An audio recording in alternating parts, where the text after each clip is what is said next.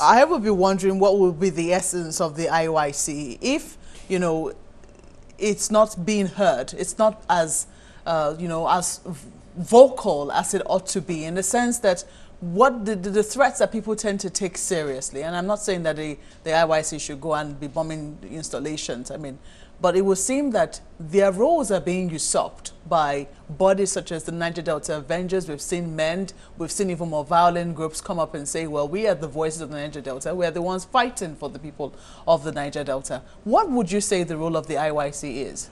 The role of the IYC basically is for advocacy for total resource control for our people.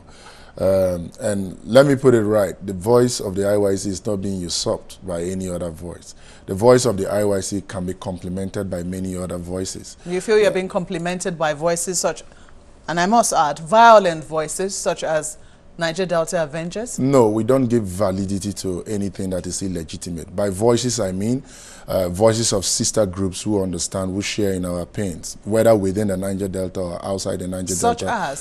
Such as maybe even the Arewa Consultative Forum, such as NGOs like whatever people represent. I may not be able to call one or two here, such as ERA, the environmental rights groups and others. So our voices are not usurped. Our voices can be complemented, even by ethnic nationalities within the region, such as our brothers from Ishekiri, Yoruba, and others, and outside it. So it's not totally usurped. But basically, what you need to understand is that in the course of doing what we are doing, like you rightly asked, our duty is to advocate resource control, justice for the Niger Delta, and equity for the Niger Delta, and that we will do legitimately and seriously and probably firmly. How firm has your voice been in calls such as, or in conflict situations or potential conflict situation like we see with the siting of the Niger Delta University? We see that battle sometimes between the Jaws and the Shakiris, you know, talking about where it should be cited or what name it should bear as a result of, you know, the location of the university.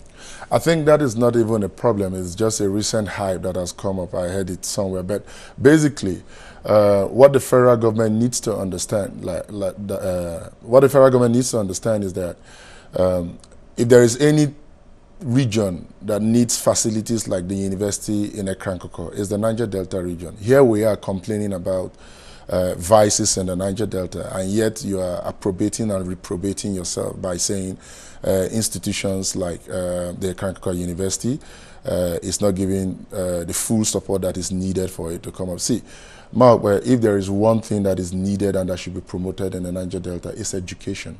Look at what is going on in Bielsa in the John National Academy, where 1,000 students are housed, being fed for free, medicals for free. They have a British principal for free, their books are free. And more of that should be encouraged in the Niger Delta. Education and more education.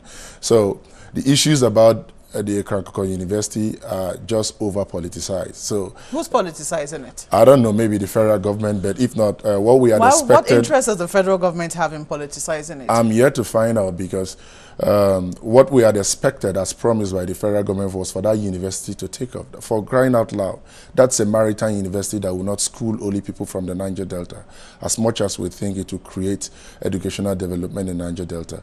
Maokbe can school there. As sisters are brothers, people from every other place can go there and school. I'm curious though. I mean, when you begin to see, and this is not the first time, when we begin to see factionalization, and sometimes these threats are real. When you're supposed to see unity of purpose in a cause, we have seen fightings between Niger Delta communities, and you look very surprised. Is that a new thing to you? No, it's not a new thing to me. And why do you think it's so difficult for communities in the Niger Delta to come together and, you know, seek a common or forge a common front? In the example you have just stated there is no disunity with respect to the siting of the university in the Niger Delta.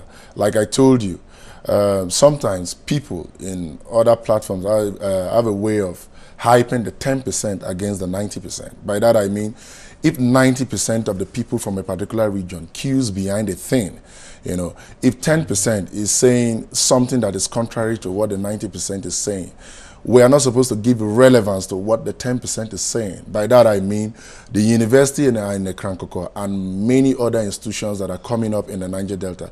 It's a welcome development that all Nigerian Deltans are happy about.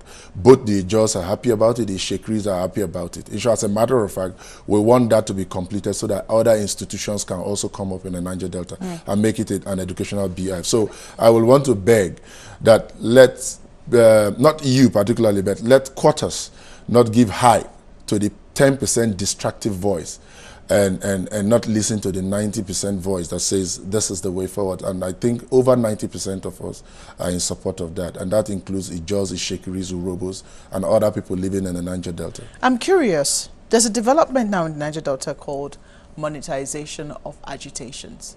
Have you heard of it?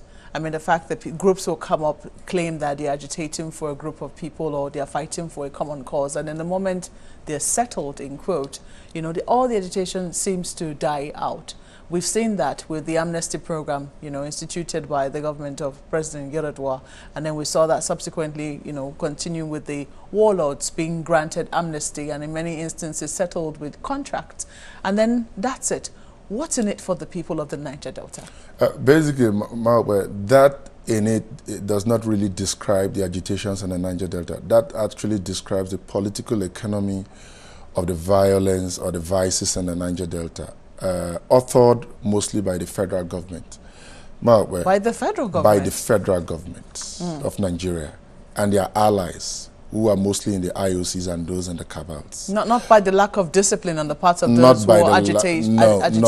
No. Let me give you an example, Maokbe. This is Abuja. Abuja is this developed from the money from the Niger Delta. And all we seek in the Niger Delta is resource control for the development of our people. The least the federal government can do is to roll in the caterpillars and begin to develop that region. The least the federal government can do is to begin to stick to our voices and make it potent. By that I mean the federal government came up not too long ago and said IOCs should relocate to the Niger Delta.